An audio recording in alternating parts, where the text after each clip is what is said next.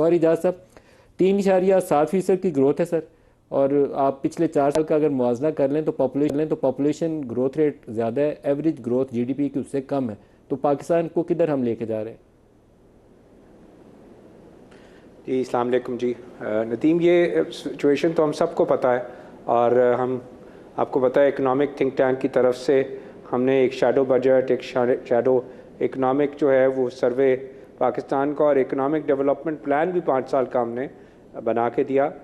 और यही हम एस्टिमेट कर रहे थे कि जो ग्रोथ रेट है ये 3.7 का आएगा।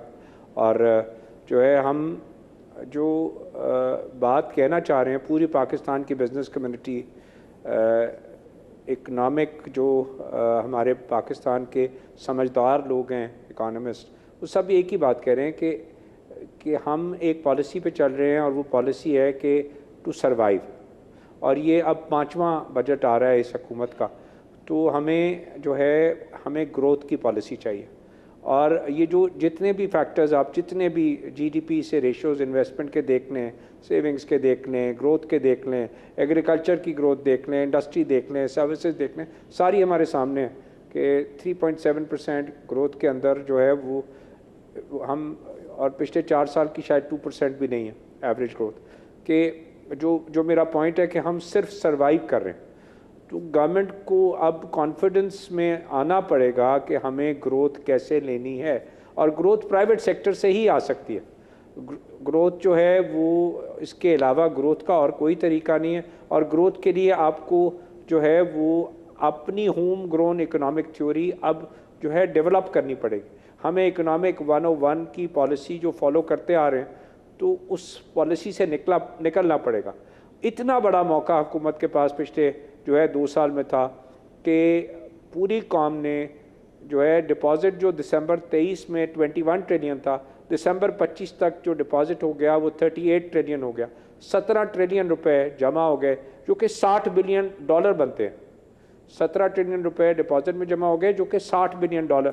हमने उसको पैसे को बजाय इसके कि हम इस्तेमाल करते कि हम प्राइवेट सेक्टर के साथ को लैंडिंग बढ़ाते, प्राइवेट सेक्टर के कोई साथ मिलके कोई पॉलिसी बनाते, हमने वो सारे पैसे जो है वो सूद में दे दिए। एक साल 8.5 ट्रिलियन दे दिए, इस साल फिर 8.5। जो 17 ट्रिलियन को हमने दे दिए वो हुकूमत ने उसको सूद में अदा कर दिया।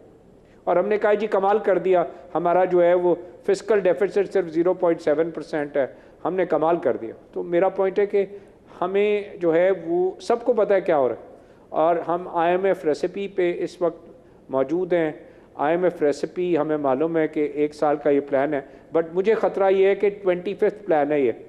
This is the 25th IMF program in Pakistan.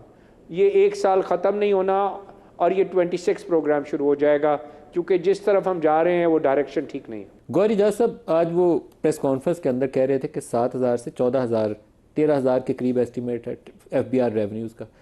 अब मेरा सवाल यह है कि as a percentage of GDP आज भी हम वहीं खड़े हैं जहां से आज से कोई 15-20 साल पहले खड़े थे। As a percentage of GDP FBR revenue नहीं बढ़ा, टैक्स रेट बढ़ाई जा रहे हैं। उससे ये हो रहा है कि आपकी इकॉनमी गिरती जा रही है, आपकी ग्रोथ रेट जो है बिल्कुल स्टाइफल कर दिया आपने उसको इस हाई रेट्स के साथ। तो दुरुस्त करने के लिए कुछ तो करना पड़ेगा। एक्सपोर्ट लेड ग्रोथ सिर्फ हम स्लोगन के तौर पर यूज़ करते हैं, एक्सपोर्ट्स भी हमारी नीचे हैं और ग्रोथ भी हमारी जीडीपी भी नीचे है। क्या करेंगे इस इकॉनमी के साथ?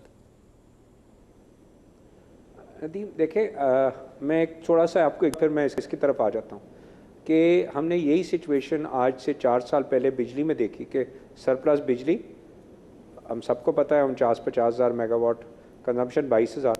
हमने क्या किया, वो सारे के सारा बोझ उस 22,000 मेगावाट कंजम्पशन पे डालना शुरू किया, और 23 रुपये का यूनिट 60 रुपये का कर दिया, बजाय इस बात के एनालाइज करने के प्रॉब्लम तो है कैपेसिटी पेमेंट का।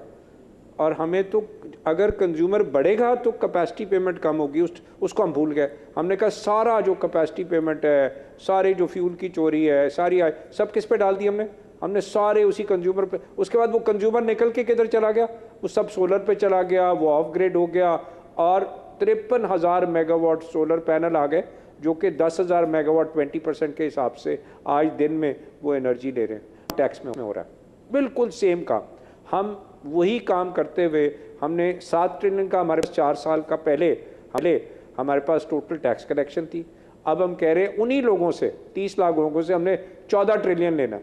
ठीक है भाई, अब क्या किया उन्होंने, 7 ट्रिलियन का 14 ट्रिलियन टैक्स रेट बढ़ाते बढ़ाते हमने जो है वो 29 + 10 39, 39 के ऊपर जो है worker welfare, worker participation, social security, EOBI और उसके बाद डिविडेंड टैक्स मिला के 63% का टोटल जो है इसका अकोमुलेटेड इफेक्ट आ जाता है टैक्स पे। तो किसी ने भी इन्वेस्टमेंट करनी, दूर से बाहर से किसने आना था, 63%, पूरी दुनिया 9% टैक्स, अभी टर्की ने खोला है अपना पूरा इकोनॉमिक विजन, उसने कहा है 9% मैं टैक्स लूँगा, आओ जो मर्जी आके हमारे यहाँ कारोबार करे। उसने कहा है जनाब मैं आपको DIFC जैसे दुबई था, पूरा आपको इंटरनेशनल फाइनेंस सेंटर देता हूँ, पूरी दुनिया की वेल्थ आप मेरे पास लेके आए, मैं आपसे 1% सिर्फ लूँगा, कोई सवाल नहीं पूछूंगा, रिपैट्रिएशन भी करने। ना हमारी सोच एक जगह पे रुकी हुई है कि ये सारा बोझ वो 30 लाख जो टैक्स पेयर हैं, 70 लाख इस वक्त फाइलर हैं, जिसमें से 40 लाख कहते हैं कि हमारी कोई इनकम नहीं है, 30 लाख जो है वो टैक्स पेयर्स हैं, और उन 30 लाख टैक्स पेयर से आपने ये सारे पैसे जो है वसूलने हैं। फॉर्म देखें तो फॉर्म 147 पेज का फॉर्म बना के दे देते हैं कि आप साइन करें और उसको इंडेमनीफाई करें, कोई आदमी साइन करने के लिए तैयार नहीं है। मैंने IRS का फॉर्म 1040 USA में जो है राइज है, जो कि 2 पेज का फॉर्म है, दैट्स इट, ठीक है। उस पर 15 करोड़ लोग टैक्स फाइलर करते हैं, जो सबसे बड़ी दुनिया की इकॉनमी है, 15 करोड़ टैक्स पेयर। हमारे यहाँ 70 लाख लोग टैक्स फाइल करते हैं, 147 पेज का फॉर्म है। आप ये बताएं कि ये पॉलिसीज़ कब चेंज होंगी नदीम जी? बोझ 30 लाख का कम से कम 10 करोड़ पे जाए। आप 1 पेज का फॉर्म मैंने बना के दिया है, आप इंट्रोड्यूस करें ताकि फाइलर बने। आप ये टैक्स रेट जो आपने AOP का 45 किया है, आपने जो है एक सर्टन सैलरीज क्लास पे 45% का टैक्स रेट किया है, जो है ये टैक्स रेट नहीं चल सकता सिस्टम में। आपको सिस्टम में टैक्स रेट 20% करना पड़ेगा, आपको पॉजिटिव स्टेप्स लेने पड़ेंगे, उसके बाद आपकी बेस बढ़ेगी। आपको बेस बढ़ानी है, जब तक बेस नहीं बढ़ती पाकिस्तान नहीं चल सकता। आपको लोगों के जेब से पैसे खर्चवाने हैं, आप वो पैसे क्या कर रहे हैं, वो पैसे आपने लोगों की जेब से निकाल के टैक्स रेवेन्यू में दे दिए, और वो जो 14 ट्रिलियन कलेक्ट करेंगे उसमें से आपने सूबों को दे देना है 57.5%, 42% आपके पास रह जाएगा, 42.5% कितने पैसे रह जाएंगे? 6 ट्रिलियन रुपए। आपने 8 ट्रिलियन सूद देना है, वहीं के वहीं खड़े हैं आप तो बढ़ेंगे ही नहीं। ये 4 साल से कहानी हो रही है। 6 ट्रिलियन का रेवेन्यू नेट फेडरल गवर्नमेंट के पास होगा, 8 ट्रिलियन का सूद होगा, -2 ट्रिलियन से शुरू करेंगे। गौहर इजाज़ साहब, आपके ज़हन में तजवीज़ है जो आप एक्सपेक्ट करते हो कि कल बजट आएगा तो बजट के अंदर हुकूमत ये चीज़ें ज़रूर शामिल कर देगी? गौहर इजाज़ साहब। नदीम, इससे पहले एक नंबर जो अभी आसिफ बात कर रहे थे, 1 मिनट में नंबर ले लेते हैं। $30 बिलियन की गुड्स एक्सपोर्ट, 4 साल पहले भी यही थी, इस साल भी यही क्लोज होगी। $10 बिलियन की हमारी सर्विसेज एक्सपोर्ट्स होंगी, ये 40 हो गया। 40 की हमारे यहाँ अल्हम्दुलिल्लाह हमारी रेमिटेंस, और मैं सबसे बड़ा क्रेडिट देता हूँ पाकिस्तान को की गवर्नमेंट को इसमें कि इन्होंने फ़्लाइट ऑफ कैपिटल रुकवाई है, और वो फ़्लाइट ऑफ कैपिटल रुकने की वजह से जो हम आज रेमिटेंस देख रहे हैं, रेमिटेंस इतनी थी, कोई बड़ी नहीं है, ये पैसा फ़्लाइट ऑफ कैपिटल हो रहा था, एक ही मुल्क जा रहा था, हम सबको पता है। और वो जो $27 बिलियन का नंबर था, अब ये 40 रेमिटेंस हमारे पास आ गई। ये $13 बिलियन हमारे मुल्क से जा रहा था जो हमारे मुल्क में आ रहा है। This is a positive I am talking about now, कि ये वी मस्ट एक्नॉलेज इट कि गवर्नमेंट ने बड़ी सख्ती से इसको कंट्रोल किया, और जो है यहाँ से हवाले के पैसे जाने बंद हुए। अब ये $40 billion remittance, $30 billion goods export, 10 billion services, ये $80 बिलियन है।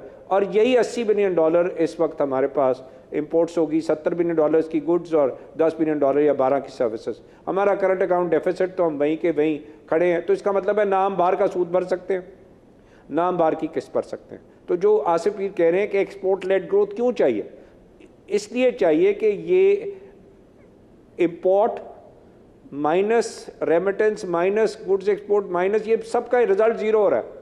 तो जब मुल्क की कैपेसिटी आपकी सूद अदा करने की बाहर की और किस्त अदा करने की जब तक नहीं बनेगी, आपकी जान कैसे छूटेगी कि आपने अपनी इकोनॉमिक पॉलिसी खुद बनानी? This is the real trouble, this is the problem. इसके लिए हम कहते हैं export led growth. Export led growth कैसे हो सकती है? हमें वायबल बनाए। ये अभी जो बात कह रहे हैं कि आज अब AI का ज़माना आ गया, AI का ज़माना है तो हमें डाटा सेंटर चाहिए, डाटा सेंटर तो हमें काम करना है, उसके लिए इन्वेस्टमेंट की ज़रूरत है। आप इन्वेस्टमेंट का ये एक जो है, हमें जब तक इको एनवायरनमेंट नहीं बनाएंगे कि हम आज इस बजट में डिक्लेयर करें कि हमारा टैक्स रेट जो 29 कॉर्पोरेट रेट है, हम ये नहीं कह रहे बहुत कोई बड़ी हम छूट मांग रहे हैं, हम कह रहे हैं 29 का 25 करें।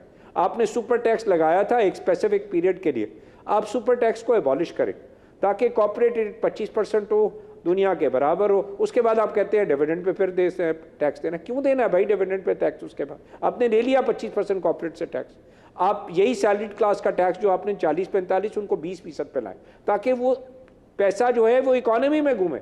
वो इकोनॉमी में घूमेगा, उनको दोबारा से पैसे 18% सेल्स टैक्स, और ये सारी की सारी जो मैन्युफैक्चरिंग है, आपकी एनर्जी की कैपेसिटी पेमेंट भी कम होंगी, आपका पहिया घूमेगा, आपकी एम्प्लॉयमेंट क्रिएट होगी। ये लोग खर्चेंगे तो होगा ना। ये लोग पैसे जमा करा दे जो है किस जगह पे? टैक्स में। टैक्स वाले पैसे जमा करा दे बैंक के सूद में, और बैंक के सूद के बाद ये सारा कुछ खत्म हो जाए। इकोनॉमी नहीं चल रही, मैं कह रहा हूँ हमारी इकोनॉमी सूद दर सूद दर सूद के निज़ाम पे चली गई। इकोनॉमी को जो है वो साइकिल चलाना है, मैन्युफैक्चरिंग, एक्सपोर्ट्स, एम्प्लॉयमेंट, और लोगों में खुशी आए ग्रोथ की। This is the way this economy has to run. हम स्टेगनेंसी और जो है जिस जगह खड़े हैं उससे हमें निकलना होगा। मैंने कंस्ट्रक्शन इंडस्ट्री का एग्जांपल दिया, 50% पे सारा का सारा 72 इंडस्ट्रीज चलती हैं, 20 सर्विस सेक्टर इंडस्ट्री चलती हैं, सब 50% पे चल रहे हैं। क्यों? कि हमने नहीं जी कंस्ट्रक्शन नहीं होने देनी। क्यों नहीं होने देनी कंस्ट्रक्शन? पता नहीं क्यों नहीं होने देनी। आपने पैसा बैंक में रखें, कोई सवाल नहीं। आप पैसा, वही पैसा फाइलर नहीं है, कोई सवाल नहीं। वही पैसा आपने कंस्ट्रक्शन में घर बनाना है तो आप जो है वो नहीं बना सकते।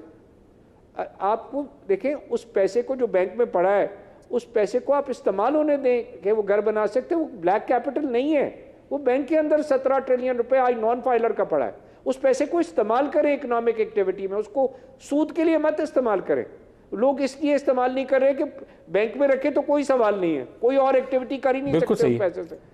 सो the whole point is somebody has to take charge.